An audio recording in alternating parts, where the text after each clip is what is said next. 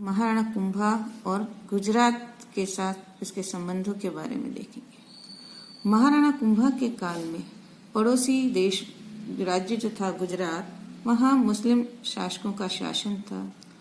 इस काल में वहाँ का मुस्लिम शासक जो था अहमद शाह का 1442 ईस्वी तक शासन था। फिर उसके बाद में मोहम्मद शाह द्वितीय 1442 से 1451 ईस्वी तक शासक रहा। फिर कुतुबुद्दीन अहमद शाह 1451 से 1458 ईस्वी तक उसका शासन रहा था।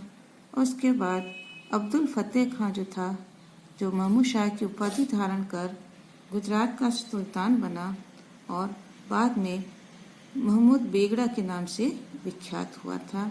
इन शासकों का शासनकाल रहा।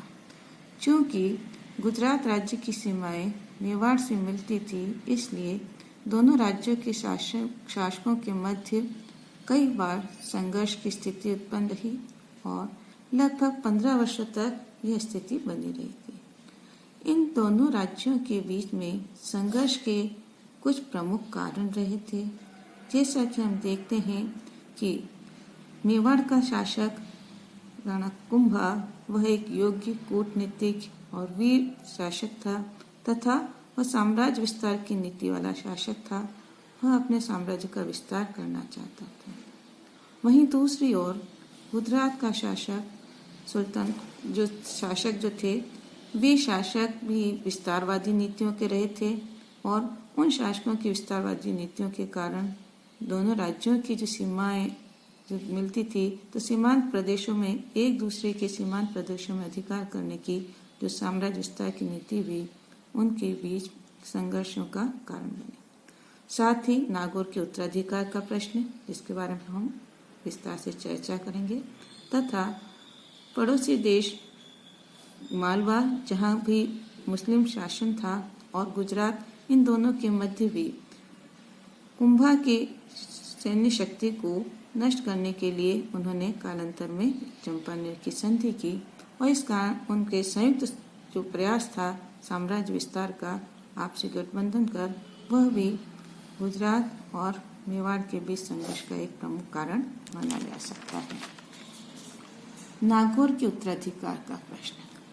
जैसा कि हम देखते हैं कि नागौर का शासक फिरोज खां की मृत्यु के बाद उसके पुत्र शम्स खां और छोटे भाई मुजाहिद खां के बीच में गद्दी प्राप्त करने के लिए संघर्ष शुरू हो गया 1451 में और कालांतर में उसके भाई मुजाहिद खां ने शम्स खां को गद्दी से हटा करके नागौर राज्य पर अधिकार कर लिया। तब फिरोज खां का पुत्र शम्स खां चित्तौड़ में उपस्थित हुआ और महाराणा कुंभा से पुनः अपना राज्य दिलाने के लिए सहायता की प्रार्थना की और सहायता मांगी तथा कहा जाता है कि इस समय महाराणा ने कुंभा ने नागौर के शम्स खां को इस शर्त पर सहायता देने का आश्वासन दिया कि वह नागौर की किलेबंदी नहीं करेगा और किले की 3 बुर्जियां गिरा देगा। इस आधार पर उन्होंने कुंभा ने शम्स खां को सैनिक सहायता दी और उसे नागौर की गद्दी पर बिठाया। किंतु महाराणा कुंभा के लौटते ही शम्स खां ने इन शर्तों के प्रतिकूल कार्य किए और नागौर किले की किलेबंदी करना प्रारंभ कर दिया। अतः कालांतर में उसे दंड देने के लिए कुंभा को पुनः नागौर की ओर सेना सहित प्रस्थान किया और उस समय कुंभा के आगमन से शम्स खां घबरा गया और उसने नागौर की सुरक्षा का दायित्व अपने अधिकारियों, प्रशासनिक और सैनिक अधिकारियों को सौंपकर, विश्वसनीय अधिकारियों को सौंपकर वह गुजरात के सुल्तान कुतुबुद्दीन शाह की सहायता प्राप्त करने के लिए अहमदाबाद गया और उसने अपनी पुत्री का विवाह भी उसके साथ करके उसे अपने पक्ष में कर लिया। कुतुबुद्दीन ने शम्स खां के सहायतार्थ नागौर में सेना भेजी, किंतु कहा जाता है कि इस समय जैसा कि हम देखते हैं कि कुंभा से नागौर में उसकी मुस्लिम सेना की पराजय हुई, कुंभा ने आसपास के क्षेत्रों को लूट मार की बर्बाद किया और वापस लौट गया। इस घटना के बारे में तबक़ात अकबरी में ख्वाजा निजामुद्दीन अहमद ने और मिराते सिकंदरी आदि ग्रंथों में इस युद्ध को जो है अनिर्णायक बताया है।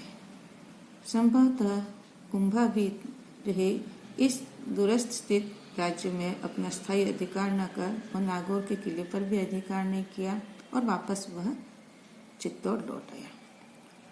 अपने इस पराजय से क्रोधित होकर और अपने अपमान का बदला लेने के लिए 1456 ईस्वी में कुतुबुद्दीन की सेना के सहित चित्तौड़ की ओर प्रयाण किया और कालांतर में वह कुंभलगढ़ होता हुआ आबू पहुंचा और वहां अपनी एक सेना को छोड़ करके वह सिरोही की ओर आगे बढ़ा। इस अवसर पर सिरोही के अपदस्थ शासक कंथादेव ने, जिसे महाराणा कुंभा ने उसका राज छीन लिया था, गुजरात के सुल्तान के समक्ष उपस्थित हुआ और राज्य लौटाने की प्रार्थना की।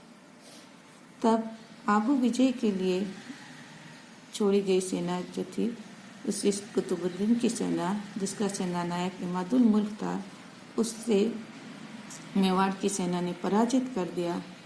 तब अपने सेनानायक को वापस बुलाकर कुतुबुद्दीन कुंभलगढ़ की ओर पहुंचा।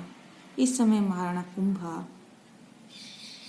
कुतुबुद्दीन के कुंभलगढ़ पहुंचने से पहले ही वहां पहुंच गया और कुंभलगढ़ की दृढ़ सुरक्षा व्यवस्था को देख करके कहा जाता है कि सुल्तान को वापस लौटना पड़ा। यद्यपि इस आक्रमण के परिणामों के बारे में इतिहासकार एक मत नहीं है, जहाँ राजस्थान ऐतिहासिक स्रोत जो है कुंभा द्वारा सुल्तान को पराजित करने का उल्लेख करते हैं और यह अवश्य है कि इस आक्रमण में सुल्तान कुतुबुद्दीन को अधिक सफलता प्राप्त नहीं हुई और उसे असफलता प्राप्त हुई, कुंभलगढ़ पर अधिकार नहीं कर पाए।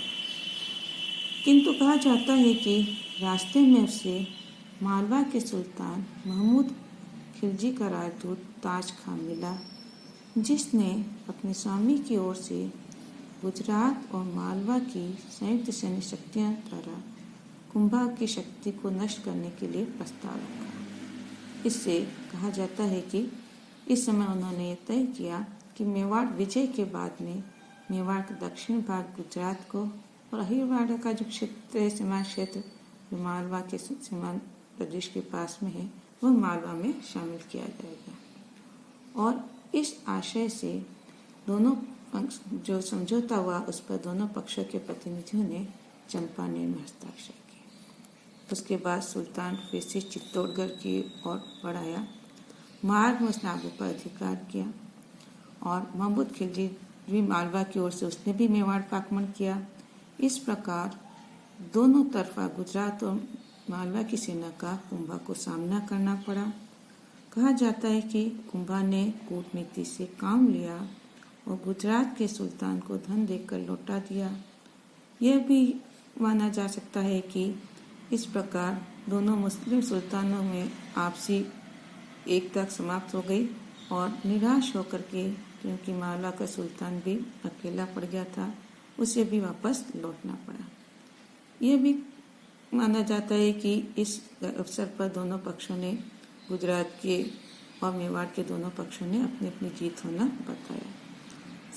और इस प्रकार कालांतर में 25 मई 1458 ईस्वी में गुजरात के सुल्तान कुतुबुद्दीन की मृत्यु हो गई। इस प्रकार कुंभा ने अपनी कूटनीति से गुजरात के सुल्तान कुतुबुद्दीन और मालवा के सुल्तान महमूद खिलजी की जो मिली जुली समझौता नीति के द्वारा मेवाड़ को शक्ति को नष्ट करने का जो प्रयास था, उसका कुंभा ने सामने आक्रमण न करके और लौटती हुई सेना के ऊपर उसको छापामार करना और इस प्रकार की नीति अपनाई, जिससे दोनों सेनाओं को इस प्रकार छका एक साथ कि मेवाड़ को अधिक क्षति नहीं हुई और इन दोनों मुस्लिम राज्यों का वो कूटनीति से सामना करने में सफल रहा। और इस प्रकार कुंभा को एक हम कूटनीतिक सफलता उसकी मान सकते हैं कि उसकी इस नीति के द्वारा मेवाड़ के राज्य का के ऊपर किसी क्षेत्र के ऊपर गुजरात ने जो अधिकार करने की उसकी नीति थी, वह उसमें सफल नहीं हो पाया। धन्यवाद।